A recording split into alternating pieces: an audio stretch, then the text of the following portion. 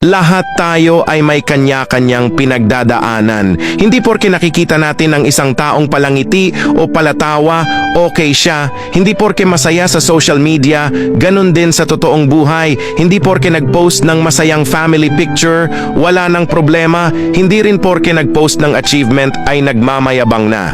Minsan, ang mga taong problemado, dinadaan na lang sa tawa o sa pagpapatawa ang bigat na nadarama. Minsan, ang mga taong nagpo-post ng achievement ay proud lang sa mga nagawa o narating nila. Minsan, ang mga pala-post sa social media, wala lang masabihan ng mga dinadala nila. Lahat ng bagay ay may kahulugan. Lahat ng tao ay may kanya-kanyang pinagdadaanan. Kaya piliin nating maging mabuti.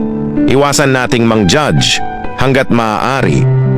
Dahil ang mga tao na iniisipan natin ng masama, malamang ay lumalaban din sa buhay at pinipiling kumapit pa kahit na may mga araw na parang bibitaw na.